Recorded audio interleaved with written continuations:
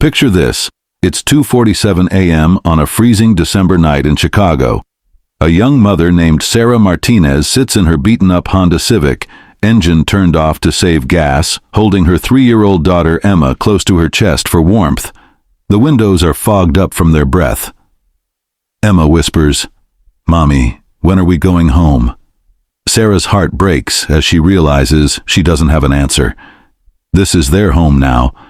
A car parked behind a 24-hour Walmart, hoping security won't notice them. But what you're about to hear isn't just another sad story about homelessness. It's about something far more powerful. It's about what happens when a mother's love becomes stronger than any obstacle life can throw at her. Before we dive deeper, let us know in the comments where you're watching from. We'd love to hear from you. And if you're new here, click on the subscribe button so you never miss any of our upcoming videos. 6 months earlier, Sarah's life looked completely different. She was working 2 jobs as a waitress at a diner during the day and cleaning offices at night, barely making ends meet but managing to keep a small apartment in a rough neighborhood.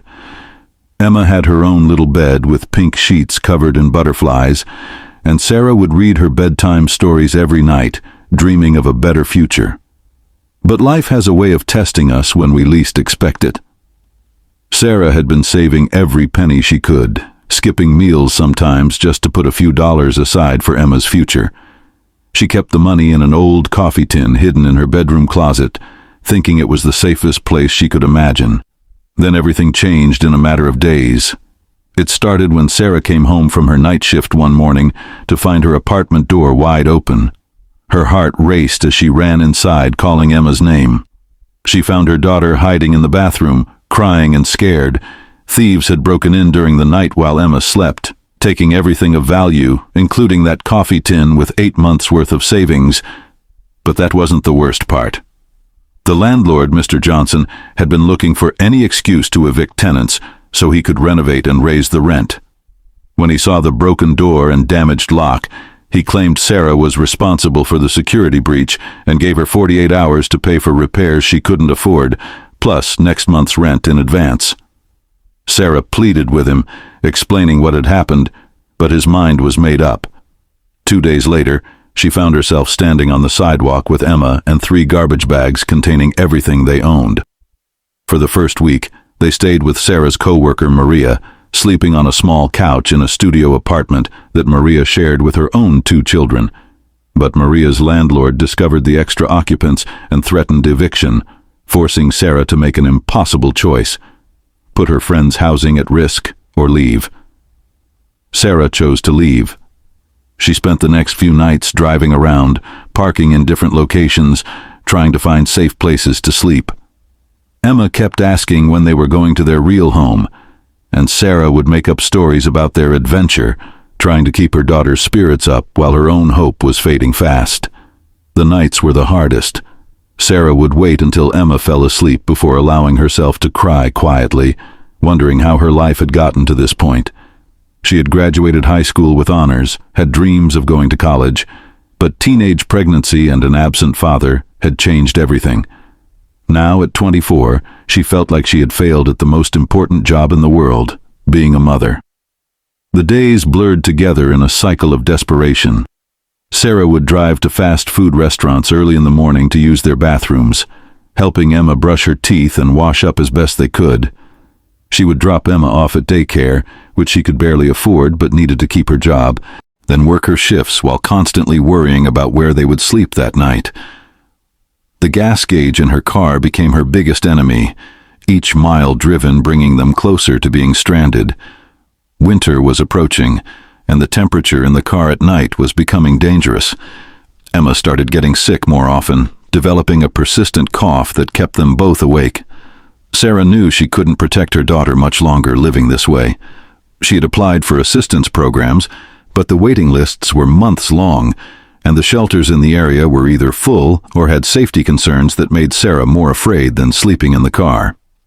One particularly cold night, as Emma shivered despite being wrapped in every piece of clothing they owned, Sarah made a decision that would change everything.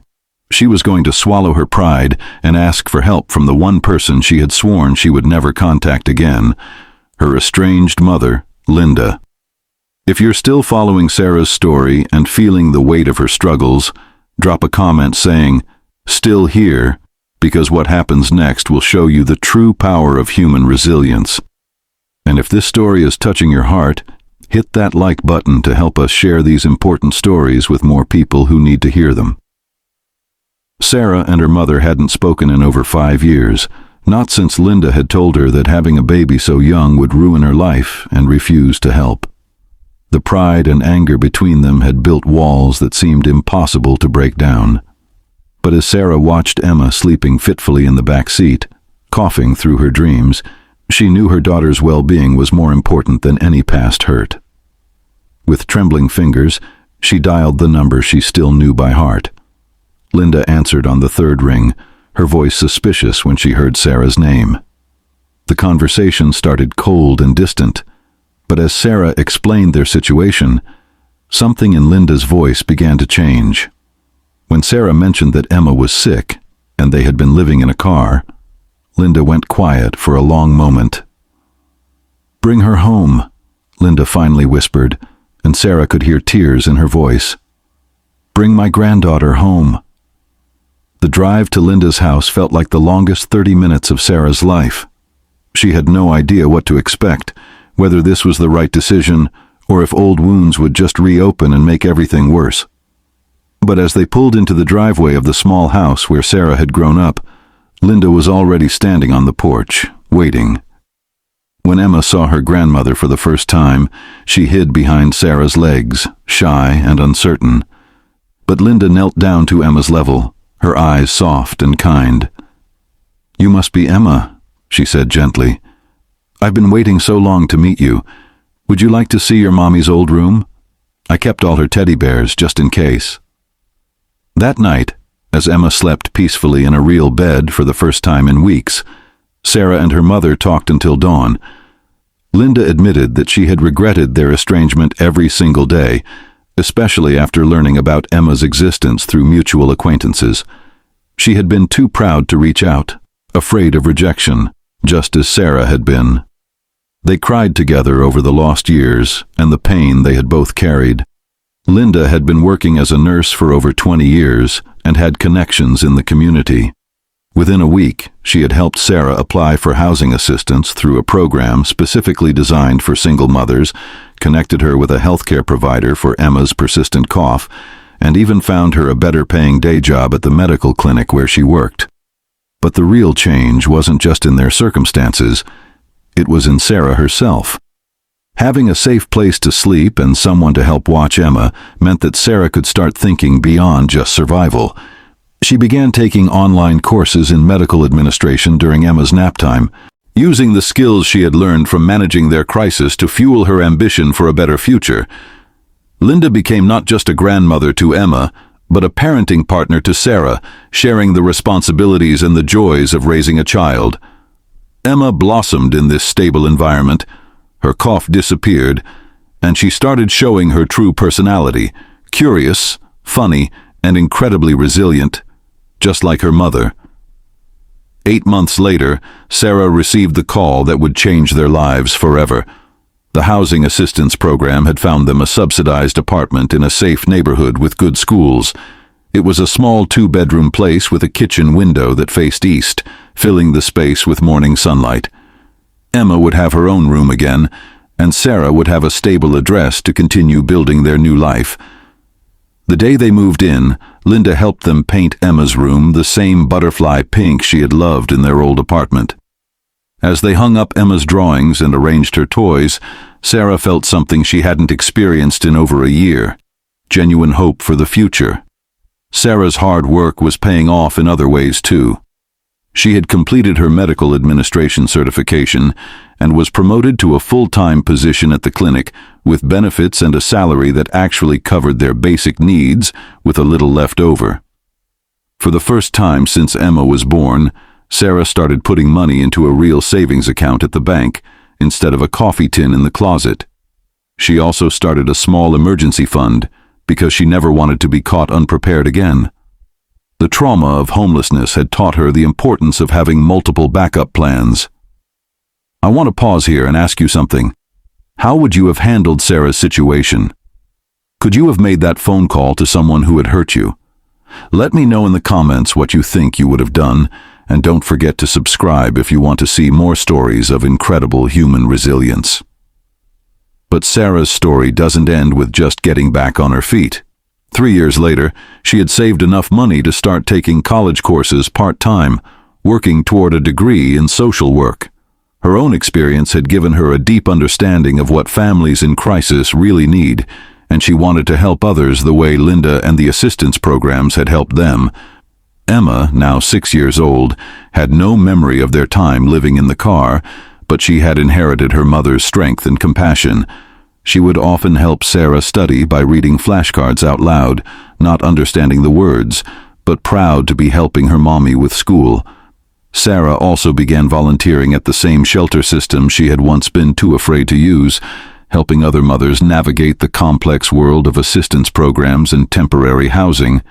She would tell them, "I know how scary this feels, but this is not your forever. You are stronger than you know, and there are people who want to help." Many of the mothers she worked with commented that Sarah had a way of understanding their fears and shame that other volunteers, however well-meaning, couldn't match. Her lived experience had become her greatest tool for helping others heal. Today, 5 years after that freezing night in the Walmart parking lot, Sarah owns her own small house with a yard where Emma plays with their rescue dog, Lucky. Sarah graduated with her bachelor's degree in social work and now manages a program that helps homeless families transition into permanent housing. Linda lives just 10 minutes away and picks Emma up from school every day, their relationship healed and stronger than ever. Emma is 8 years old, confident and happy, completely unaware of how close they once came to losing everything. When people ask Sarah what kept her going during those darkest nights, she always gives the same answer. When you're responsible for someone else's dreams, giving up isn't an option. Emma needed me to be stronger than I thought I was, so I became that person. Sarah's story reminds us that sometimes our greatest challenges become the foundation for our greatest strengths. That rock bottom can become the solid ground we build our future on. And that asking for help isn't a sign of weakness. It's often the bravest thing we can do. What would you have done in Sarah's shoes? Have you ever had to make a choice between your pride and your family's welfare? Share your thoughts in the comments below, and remember to subscribe for more incredible stories of human resilience. Sometimes the most ordinary people become extraordinary simply by refusing to give up on the people they love.